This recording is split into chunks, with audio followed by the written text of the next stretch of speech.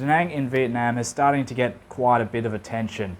It is being compared by some people as a bit of a rival to Chiang Mai as a digital nomad hub. It's been on my list for a while to come here. I've passed through a few times in the past, usually on the way to Hoi An, but I really wanted to come here and just stick around, stay put for a couple of weeks and soak up the vibes of the town, see what it's like to get a sense for living here and also what it's like to live here. So in this video, I'm going to share my opinions here from my time in Danang in central Vietnam. We're going to look at accommodation, visas, food, the general cost of living, and what it's like as a place to work from. By international standards, it's quite a small city, but it's still big enough. It's about 1.3 million people, so there is plenty of action going on here, but it's not as big as Saigon or Hanoi. It's the third largest city in Vietnam, and it's also the largest commercial center of central Vietnam. Most of you will know that Vietnam was formerly part of French Indochina.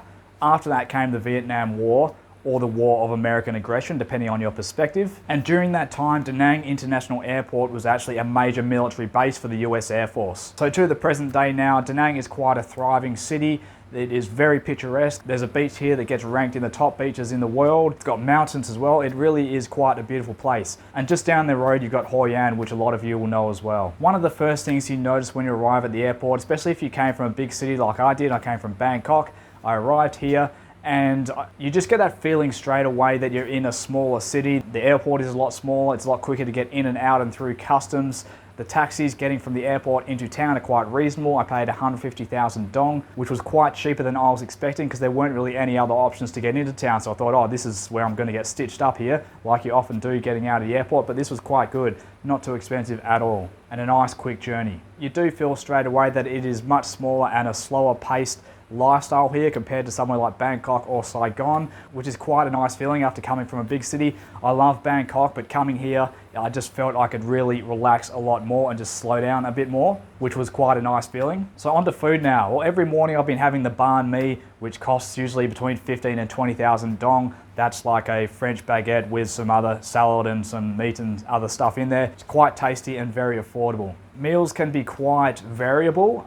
This is a tourist town after all, so there is a lot of higher end restaurants here, a lot of expensive Korean restaurants. You can spend as much here on food as you can in any big city, but eating where the locals eat, and I haven't really been here long enough to really suss out the great eateries, but you can expect to pay anywhere from 35,000 dong up to around 60,000 dong for a local meal in a local eatery. One thing I noticed straight away after coming here from Bangkok is I'm walking around and wondering just where is all the food? There's no street food here. In Bangkok, you can't walk 10 meters without running into a food vendor, which is fantastic. Here, it's a bit harder to find food. There's not really any street food apart from the banh mi vendors. And from my short experience here, I haven't been here long enough to really suss out all the eating options, but I've been here for about a week so far, and it has sometimes been a bit of a challenge to find good food. What I've done is I've sort of found a few places that work for me and I just keep going back to those places. It definitely doesn't have the range of choice that you get in a place like Thailand. That said, I don't eat seafood, so if you're a seafood fan,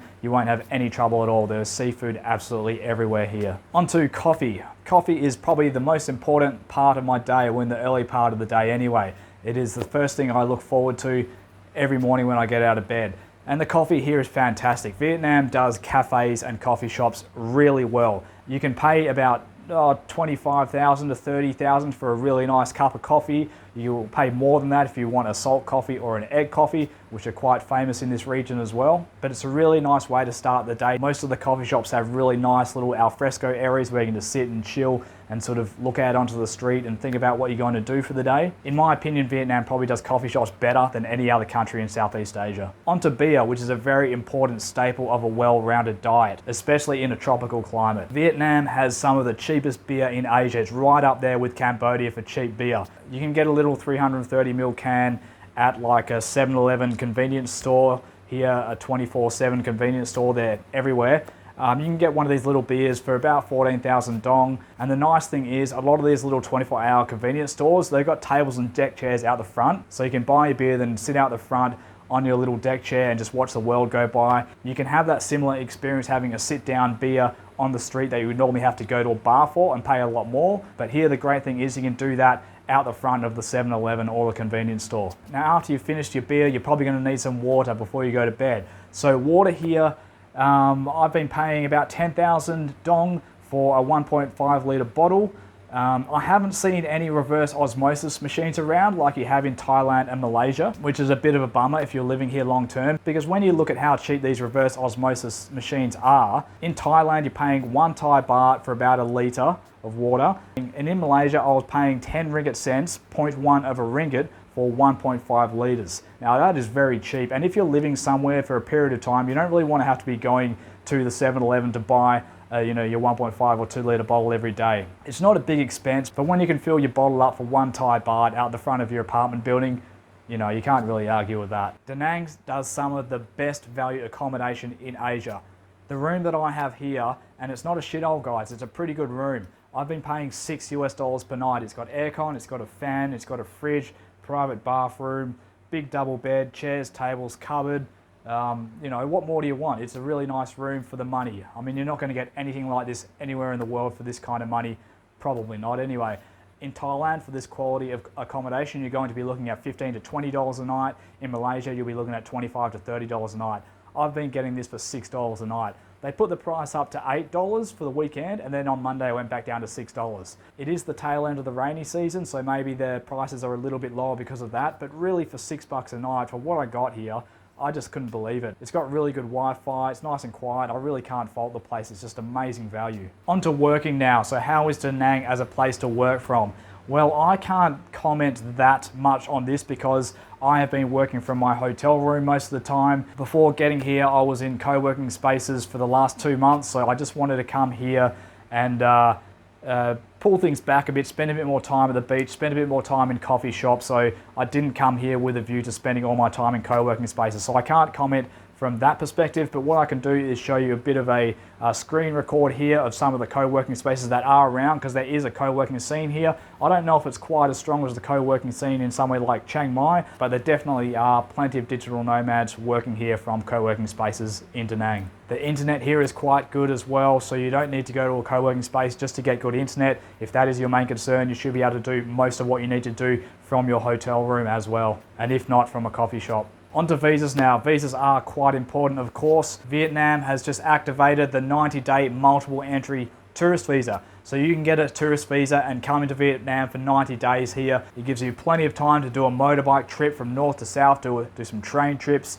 do a jungle trekking, do everything you need to do, pop out, pop back in again. A lot of digital nomads in particular are going to like that visa, and retirees as well for that matter. I will say you have to be very careful when applying for the new e-visa. I had some issues with my visa. I tried to board a plane in KL to come to Saigon, and they would not let me on the plane because of a visa issue, so I wasted money on that. I sent multiple emails to the immigration department. I visited the embassy in Bangkok.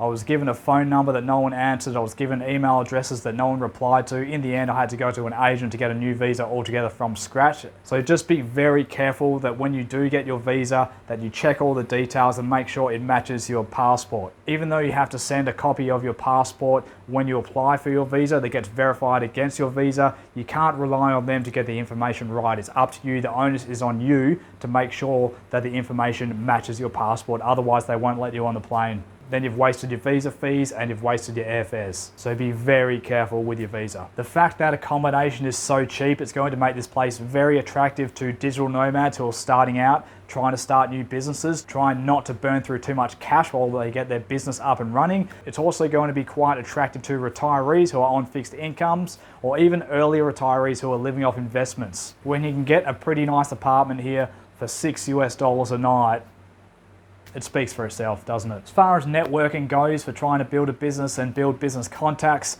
I would say Chiang Mai is probably better for that, although like I said, I haven't spent a lot of time or any time in the co-working spaces here, so I can't really comment for sure on that, but just the general feel you get about the place is that Chiang Mai is probably more of a budding digital nomad scene there, but Danang, there's still plenty going on here as well. For the more established entrepreneurs and business owners, KL might be better for you. A place like KL would probably have better business infrastructure for you. If you want the excitement of the big city, you're not going to get that here like you get it in Bangkok or maybe even Saigon if that's your thing. But if you spend a bit of time in the big cities and you're just wanting to change gears, to slow things down a bit, to come and relax at the cafes, to walk along the beach, to just have like a bit of a half holiday, still work here but not work too hard, then Danang is fantastic for that, which is exactly what I've been using it for. I don't know if I would want to live here full time. I would probably prefer to live in Bangkok or Chiang Mai. If I was basing myself in a big city like Bangkok or KL and I was doing some time there, then after a while, if I wanted to hop out and maybe renew a visa, do a border run, or just hop out of a big city to sort of decompress a little bit, Danang is a really good place for doing that. And getting that beach lifestyle as well, which you don't get in a lot of these other places. It's comparable in size to Chiang Mai. The population of the metropolitan area is quite similar, about 1.2, 1.3 million people.